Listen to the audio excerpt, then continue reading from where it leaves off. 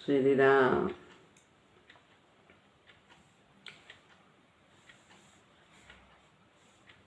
गुरुर्ब्रह्मा गुरुर्विष्णु गुरुर्देव महेश्वरा, गुरु साक्षात् परब्रह्म तस्मै श्री गुरुवे नमः। श्री राम। श्रीमद् भगवद गीता अध्याय 2 श्लोक है 44वां।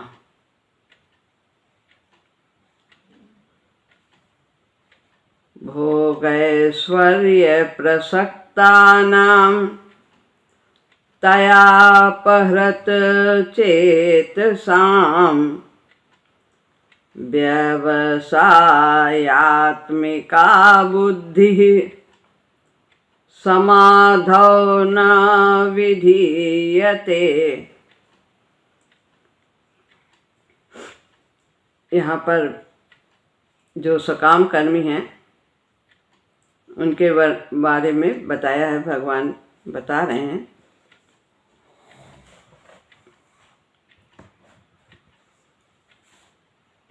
तया, उस पुष्पित वाणी से, कि पुष्पित वाणी क्या बताते हैं कि स्वर्ग में वहाँ पर नंदन वन होगा, सुरा होगी, सुंदरी होगी, इतना भोग होगा। ये सब पुष्पित वाणी, ऐसा जो अविवेकी हैं, संसार को ही महत्ता देते हैं, तो उस प्रकार इस प्रकार से पुष्पित वाणी, उस पुष्पित वाणी से अपहृत चेतसाम, जिसका अंतःकरण हर लिया गया है, अर्थात भोगों की तरफ खिंच गया है, और जो भोग ऐश्वर्य प्रसक्ता नाम, भोग तथा ऐश्वर्य में अत्यंत आसक्त हैं, उन मनुष्यों की समाधौ यानी परमात्मा में व्यवसायात्मिका, एक निश्चय वाली बुद्धि ना माने नहीं, विधीयते होती है। उस पुष्पित वाणी से जिसका अंतःकरण हर लिया गया है, अर्थात भोगों की तरफ खिंच गया है, और जो भोग तथा ऐश्वर्य में अत्यंत आसक्त हैं, उन मनुष्यों की परमात्मा में एक निश्चय वाली बुद्धि नहीं होती है। तयापहृत चेतसा, इसकी व्याख्या करते हैं, जिनका अंतःकरण हर लिया गया है, यानी भोगों की तरफ खिंच गया है, प्रभु की तरफ से विमुख हो गया है, अपने उद्देश्य को नहीं जानते हैं। तयापहृत चेतसाम, पहले के श्लोक में जिस पुष्पित वाणी का वर्णन किया गया है, उस वाणी से जिनका चित्त अपहृत हो गया है, खिंच गया है, उसी की तरफ आसक्त हो गया है, भोगों की तरफ, इस तरह से, अर्थात स्वर्ग में बड़ा भारी सुख है, वहाँ दिव्य नंदन वन है जो कभी भी कुमलाता नहीं है, कभी भी वहाँ का वन, एक एक पौधे जो हैं वो सदा हरे भरे रहते हैं, हर समय पुष्पित रहते हैं, अप्सराएं हैं, अमृत है। ऐसी वाणी से जिनका चित्त उन भोगों की तरफ खिंच गया है, यह वेद में ऐसा वर्णन है। एक भाग में, वेद के एक भाग में ऐसा वर्णन है, तो वो उन्हीं वाणी को सुनते हैं और उसी की तरफ आसक्त होते हैं। उन्हीं के लिए मनुष्य जीवन उन्हें प्राप्त है, ऐसा वे समझते हैं कि इससे बड़ा सुख कुछ संसार में है ही नहीं। मनुष्य जीवन को प्राप्त करके सबसे बड़ा सुख यही प्राप्त करना, ऐसा वे सोचते हैं। भोगे स्वदे प्रसक्ता नाम, शब्द, स्पर्श, रूप, रस और गंध ये विषय हैं, तो इंद्रियां इनकी ओर दौड़ती हैं। ये 5 विषय शरीर का आराम, मान, बड़ाई, ये सब इनको चाहता है जो, तो इन सब चीज़ों को चाहना भोग है। इंद्रियों के माध्यम से शरीर को आराम देना चाहता है, मान चाहता है, कान के द्वारा शब्द सुनना चाहता है, बड़ाई सुनना चाहता है, तो इनके द्वारा सुख लेने का नाम भोग है। और भोगों के लिए कुछ पदार्थ चाहिए। हम भोग तो किसी पदार्थ के माध्यम से करते हैं, फिर उन्हें हम संग्रह करेंगे तभी फिर हमें भोगों का सुख मिल पाएगा इंद्रियों के द्वारा।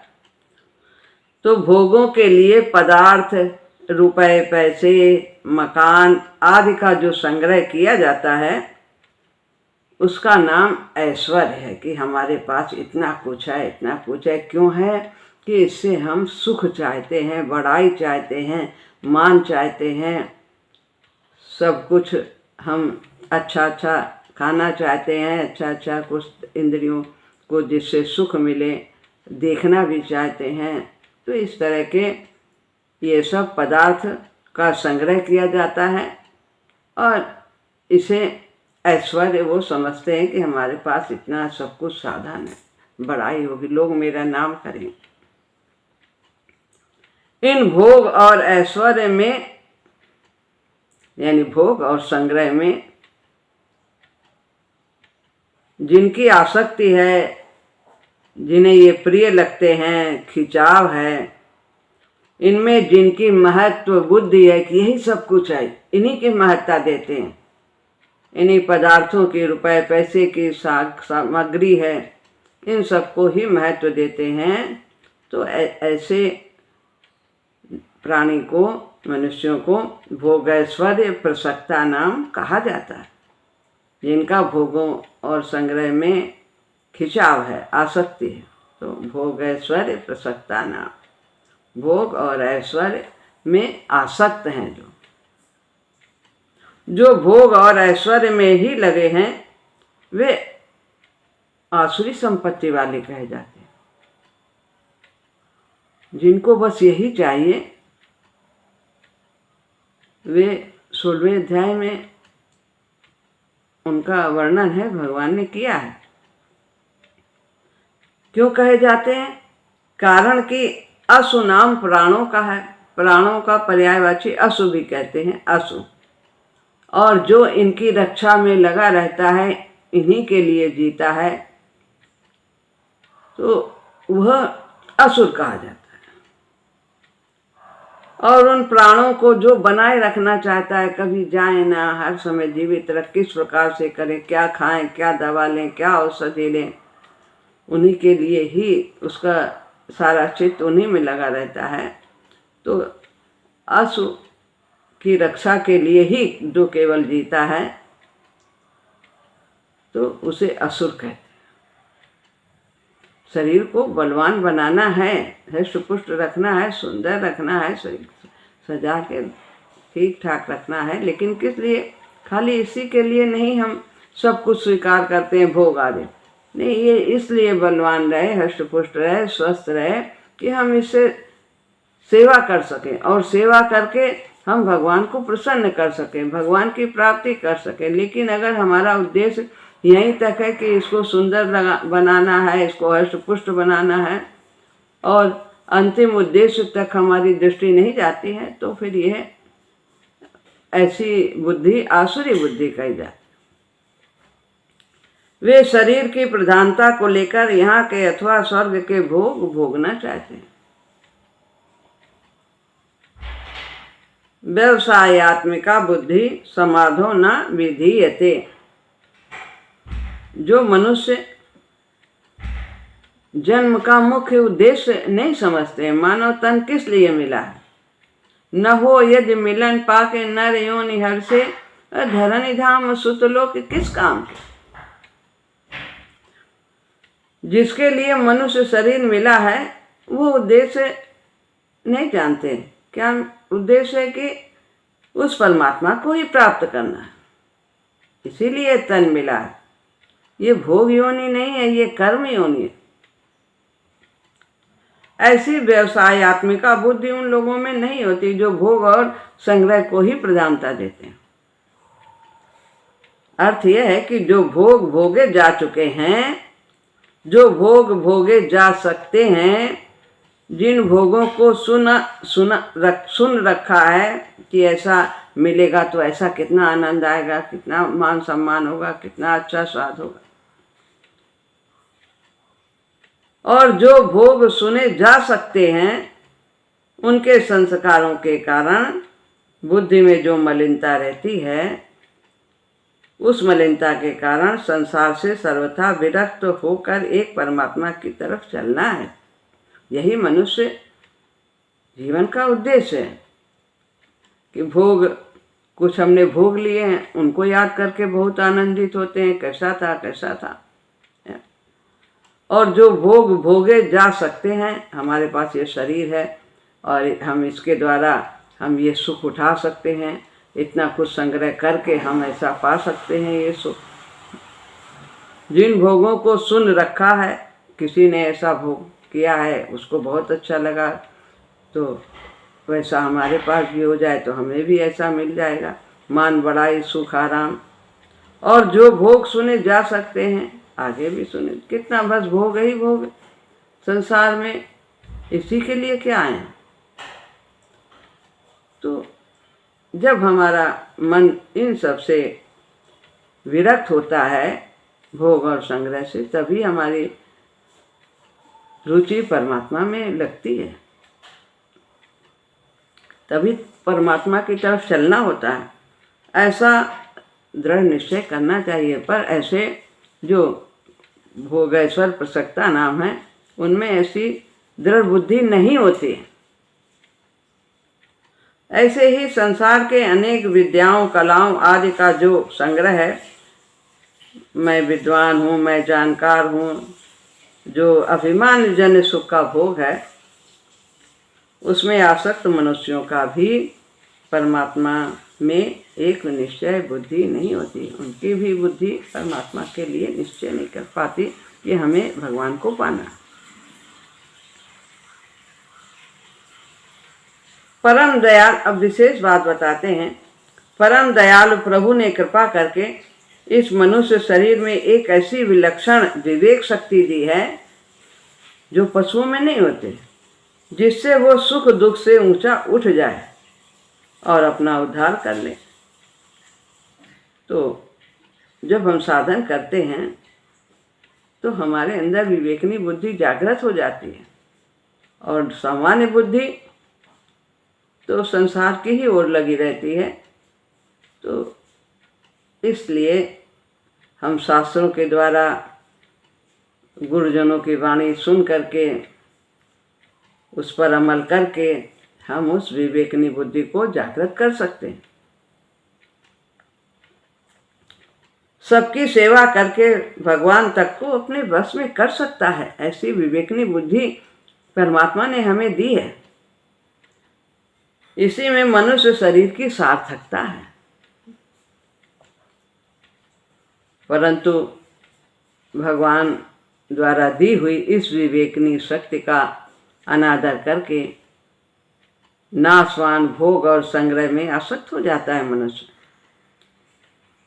कारण कि पशु पक्षी भी तो भोग में लगे रहते हैं, ऐसे ही अगर मनुष्य भी भोगों में लगा रहा तो फिर उसमें और पशु में अंतर क्या हुआ?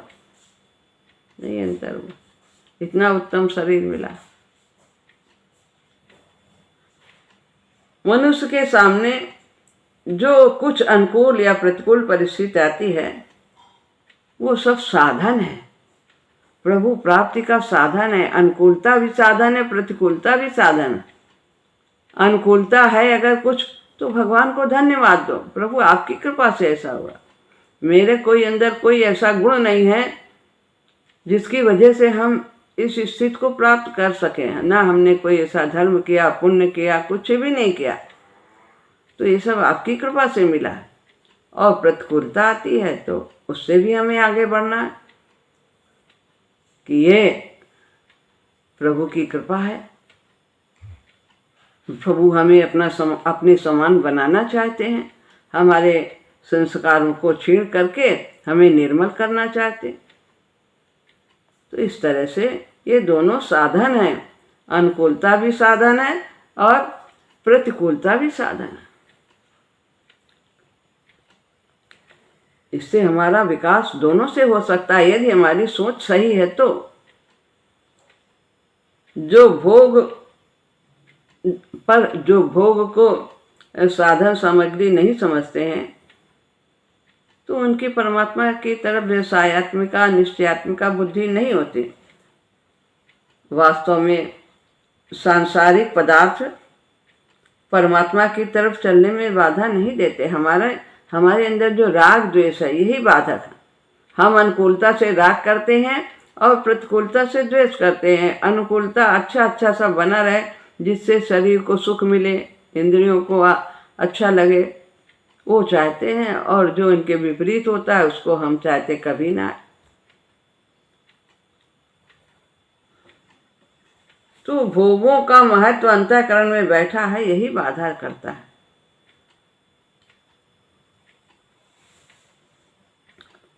भोग और संग्रह की रुचि रखते हुए कोई परमात्मा को प्राप्त करना चाहे तो परमात्मा की प्राप्ति तो दूर रही, उसकी प्राप्ति का एक निश्चय भी नहीं हो सकता।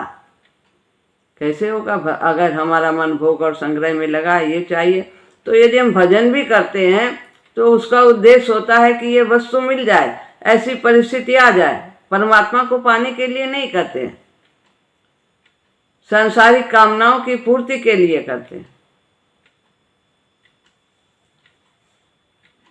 कारण कि जहाँ परमात्मा की तरफ चलने की रुचि है वहीं भोगों की रुचि भी है। जब तक भोग और संग्रह में, मान बढ़ाई में, आराम में रुचि है, तब तक कोई भी एक निश्चय करके परमात्मा में नहीं लग सकता, क्योंकि उसका अंतःकरण भोगों की रुचि द्वारा हर लिया गया। मन बुद्धि भोगों में ही आसक्त हो गई। अंतःकरण में मन बुद्धि इंद्रियां शरीर सब आ जाते। तो जितनी भी शक्ति हमें मिली है इस मानव तन में, वो सब हम भोग और संग्रह के इकट्ठा करने में ही लगा देते हैं। सोचने की शक्ति, करने की शक्ति, बोलने की शक्ति, जो भी शक्ति है वो सब हम ये इन्हीं में लगा। सकती तो सीमित है, पैसे तो हमारे पास सीमित होते हैं किसी भी व्यक्ति के पास, लेकिन उनको कहाँ खर्च करना है ये उसके विवेक पर निर्भर करता है। शक्ति हमारे पास सीमित है, तो उसी शक्ति को हमें परमात्मा में लगाना है, एक दृढ़ निश्चय करना है।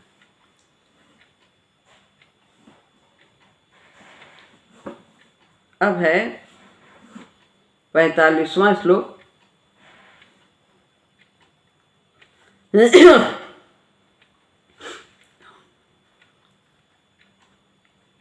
भगवान कहते हैं किसी भी, अभी यहाँ समझाने के लिए बताते हैं, किसी भी बात को पुष्ट करना हो तो पहले उसके दोनों पक्ष सामने रखकर फिर उसको पुष्ट किया जाता है कि इससे अच्छाई क्या है। इसकी तुलना हम करते हैं किसी वस्तु से, तो तुलना करके ही हम किसी वस्तु की महत्ता को प्रकट कर सकते हैं। किसी को नीचा दिखाने के लिए हम ऐसा नहीं करते, बल्कि एक वस्तु की महत्ता उसको प्रकट करने के लिए ही हम ऐसा तुलनात्मक अध्ययन करते हैं। यहाँ भगवान निष्काम को पुष्ट करना चाहते हैं, ये जो निष्काम भाव है। अतः पीछे के 3 श्लोकों में सकाम भाव वालों का वर्णन करके अब आगे के श्लोक में निष्काम होने की वे प्रेरणा करते हैं। सकाम अभी जो श्लोक हमने पढ़े, भोग ऐश्वर्य प्रसक्ता नाम याम इमाम पुष्पिताम, ये सब जो श्लोक हैं, ये जो सकाम कर्मी हैं उनके बारे में बताया है। अब निष्काम कर्मी के विषय में बताते हैं। 45वां श्लोक है। त्रैगुण्य विषया वेदा निस्त्रय गुण्यो भवार्जुन निर्द्वंद्वो नित्य सत्वस्थो निर्योग क्षेमयात्मवान।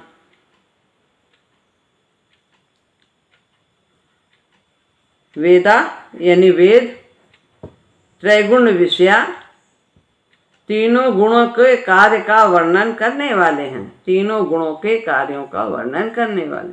तीन गुण कौन है? सतगुण, रजोगुण और तमोगुण। ये इनके क्या क्या कार्य है, ये क्या क्या करते हैं मानव शरीर में, प्रकृति में, तो उनका वर्णन ये करते हैं वेदों में ऐसी चर्चा है। वेद इनका वर्णन करते हैं। प्रकृति के कार्य कौन है? ये गुण प्रकृति के कार्य हैं। जितना भी संसार है वो सब प्रकृति है और सब में ये तीनों गुण हैं और ये कार्य करते हैं। सतोगुण अलग कार्य करता है, जिसके अंदर सतोगुण की प्रधानता है उसका दूसरा व्यवहार है। रजोगुण की प्रधानता अलग व्यवहार है, तमोगुण की प्रधानता है वो अलग। तीनों गुण सब में विद्यमान। अर्जुन, हे अर्जुन, निस्त्रय गुण, तीनों गुणों से रहित हो जा। भाव माने हो जा, आज्ञा करते हैं। निर्द्वंद, राग द्वेष द्वंद्वों से रहित हो जा।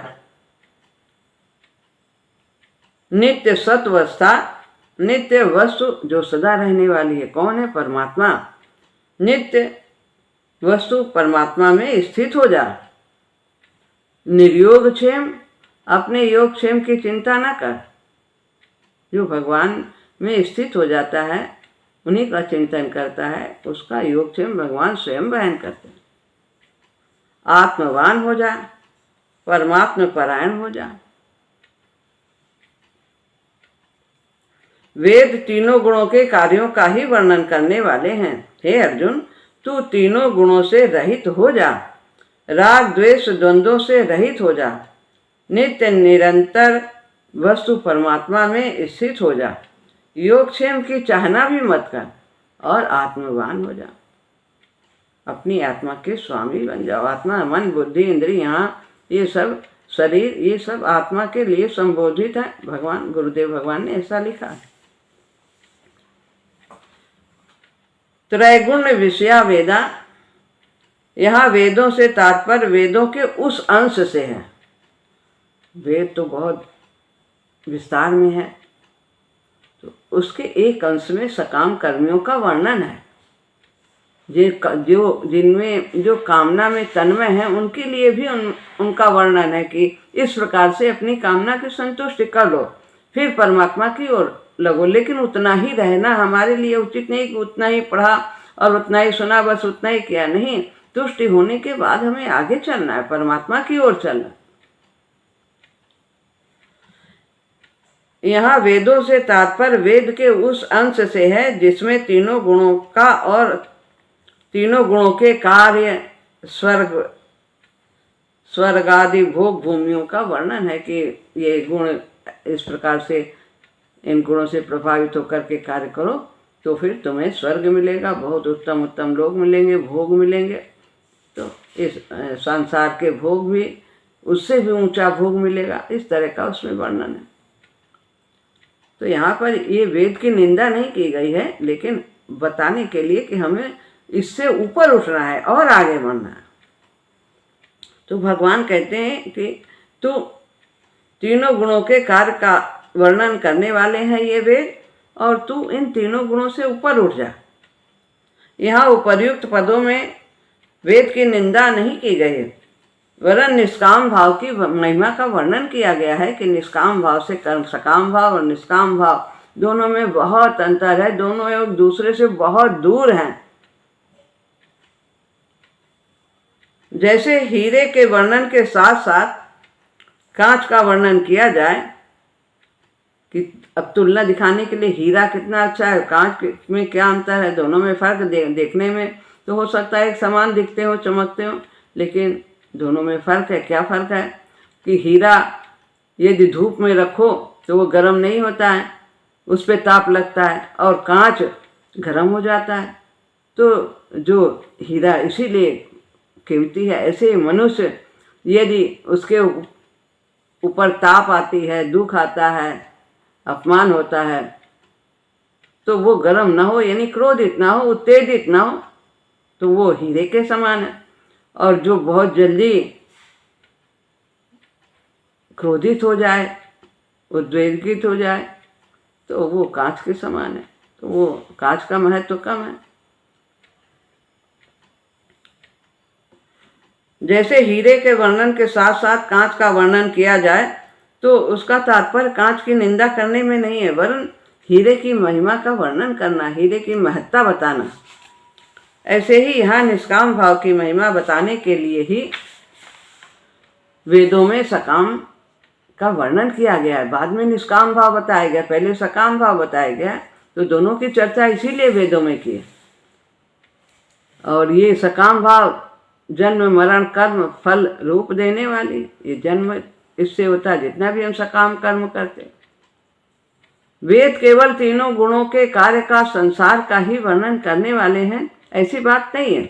आगे उनमें परमात्मा की प्राप्ति का भी उपाय बताया है। वेदों में परमात्मा और उनकी प्राप्ति के साधनों का वर्णन भी हुआ है। लेकिन जो सब यहाँ पर इस प्रकार के बातें बताते हैं सकाम कर्म की, तो वे सब उनका इस प्रकार कार्य चलता रहता है। वो यज्ञ कराएं, पैसा कमाएं, धन कमाएं, फिर वो मर के जाएं, जो लोग स्वर्ग में भोगें, फिर आए फिर जाएं। इस प्रकार से उनका व्यवसाय चलता है, वो अपना करते।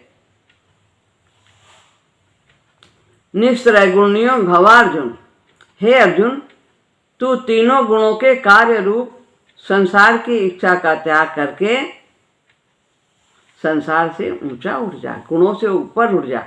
गुण रहेंगे सब में, लेकिन गुणों से प्रभावित ना हो, गुणों को अपना ना माने कि हमारे अंदर ये गुण है, दया का है, करुणा का है, त्याग का है, दान का है, हम बड़े विद्वान हैं, हम क्या हैं, हम क्या।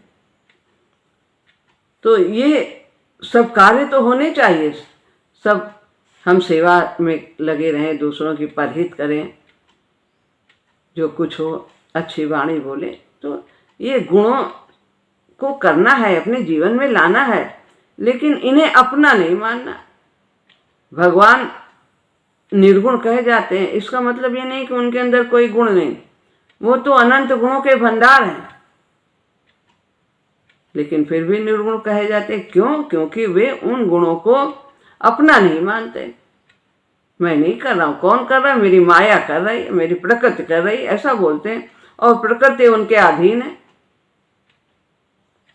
तो इस प्रकार गुण तो होंगे ही, लेकिन उन गुणों को संसार के भलाई के लिए, परिहित के लिए उन्हें स्वीकार करना है, उनके अनुसार कार्य करना है। और मैं कर रहा हूँ ऐसा अंदर भाव नहीं होना चाहिए, ये मेरे गुण है ऐसा नहीं सोचना। निर्द्वंद, संसार से ऊंचा उठने के लिए ये द्वंद्व है क्या? राग और द्वेष। ये राग, हम कुछ को चाहते, कुछ को नहीं चाहते। जो अच्छी अच्छी बातें हैं, अच्छी अच्छी चीज़ें हैं, अनुकूलता है, जिनसे शरीर को सुख आदि मिले, उनसे हमारा राग होता है, और जिनसे कष्ट मिलता है वो हम उनसे द्वेष करते। यही द्वंद्व है। तो संसार से ऊंचा उठने के लिए राग द्वेष आदि द्वंद्वों से रहित होने की बड़ी भारी आवश्यकता है, क्योंकि यही वास्तव में मनुष्य के शत्रु हैं। राग द्वेष वियुक्तेस्तु विषयानिन्द्रियश्च न आत्मवशैर विधेयात्मा प्रसाद मदिगच्छते। इसी दूसरे अध्याय में आगे भगवान कहेंगे। अर्थात उसको संसार में व्यक्ति को ये बंधन में डालने वाले हैं। इसलिए तू संपूर्ण द्वंद्वों से रहित हो जा, राग द्वेष से रहित हो जा। जो आए सहज रूप से उसे स्वीकार कर। किसी भी परिस्थिति को दोष दृष्टि से ना देख। दोनों में, अनुकूलता में भी हमें आगे बढ़ना है, विकास करना है, और प्रतिकूलता में भी विकास करना।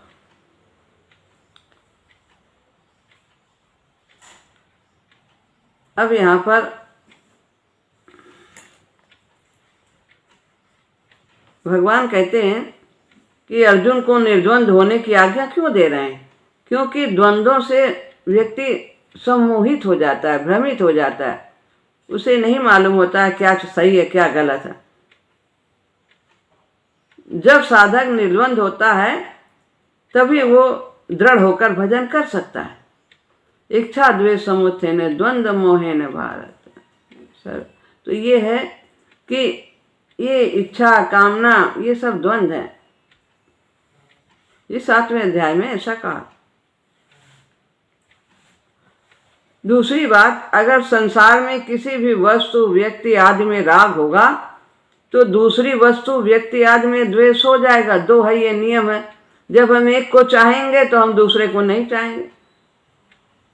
राग है तो द्वेष जरूर होगा। ऐसा होने पर भगवान की उपेक्षा हो जाएगी। अगर हम संसार से राग करेंगे तो दो ही चीज है, एक संसार है, एक परमात्मा है, तो हम दूसरे से हम द्वेष करेंगे, उधर हमारी दृष्टि नहीं जाएगी। तो यदि हमें संसार से राग है तो दूसरे से द्वेष होगा। तो प्रकृति है, जीव है और परमात्मा है। तो जीव को चाहिए कि संसार यानी प्रकृति से राग ना करे, तभी उसका भगवान से राग होगा, अन्यथा भगवान के विमुख हो जाएगा।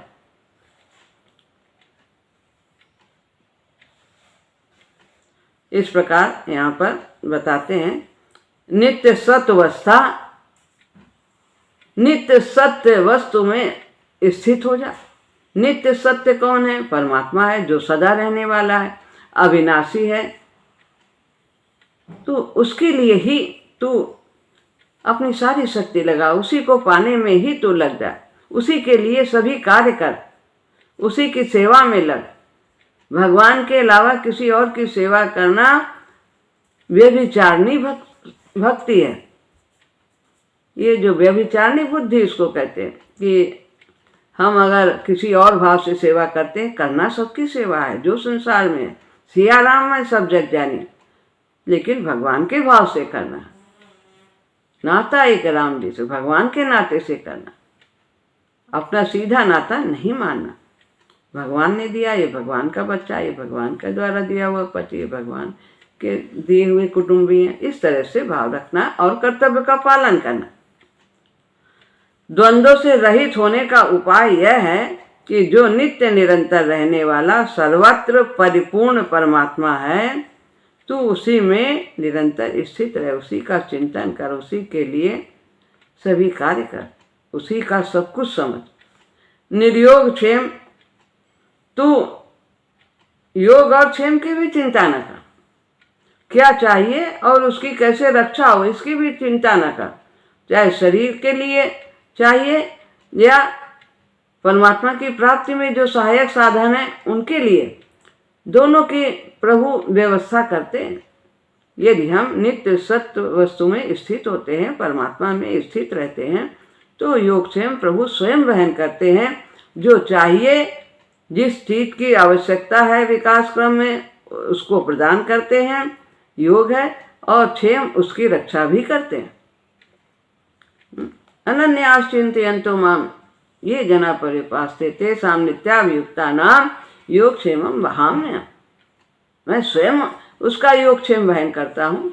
अब भगवान ने गीता में 9वें अध्याय के 22वें श्लोक में ऐसा कहा, जो अनन्य भाव से मेरा चिंतन करता। आत्मवान, अब कहते हैं तू आत्मवान बन जा। जैसे धन हमारे पास है तो हम धनवान कहे जाते हैं, बल है तो हम बलवान कहे जाते हैं, बुद्धि है तो हम बुद्धिमान कहे जाते हैं। ऐसे तू आत्मवान बन जा। यहाँ पर आत्मवान का अर्थ गुरु जी ने बताया है कि इस यहाँ पर आत्मा का तात्पर्य है कि मन, बुद्धि, इंद्रियां, शरीर, इन सबके तू स्वामी बन जा। इनके अधीन ना हो, इनका दास ना बनो, इन पर शासन करो। जीव, ये हमारी जीव को ये सब हमारे सेवा के लिए मिले हैं। जीव को आत्मा, ये आत्म तत्व, इनके तू स्वामी बन जा, ये चारों के तू मालिक बन जा, और है स्वामी तू। लेकिन गुलाम बना हुआ है। तो भगवान का भक्त कभी प्रकृति का दास नहीं होता, बल्कि प्रकृति स्वयं उसका अनुसरण करती है। जैसा वो चाहता है उसकी तृप्ति में सहयोग देती है। तो तू आत्मवान बन जा, ऐसा भगवान आज्ञा करते हैं कि केवल परमात्मा के परायण हो जा, उसे ही सर्वश्रेष्ठ समझ। एक परमात्मा प्राप्ति का ही लक्ष्य रख, ऐसा यहाँ पर भगवान बताते हैं कि वास्तव में जड़ चेतन सत्य असत्य नित्य अनित्य नाशवान अविनाशी आदि का भेद भी द्वंद्व है, और योग क्षेम की चाहना भी द्वंद्व है। ये भी द्वंद्व है कि हमारा क्या होगा, हम कैसे होंगे, मृत्यु कैसे होगी, आगे क्या होगा, ये सब कुछ नहीं। भगवान का सुमिरन करना, सब कुछ व्यवस्था उनकी होगी और हमारे सोचने से कहीं ज़्यादा उत्तम होगी। और हमारा सोचा तो होता ही नहीं, जो प्रभु चाहेंगे वही होगा। तो उनकी शरण में रहें, बस हमें यही करना। श्री राम राम।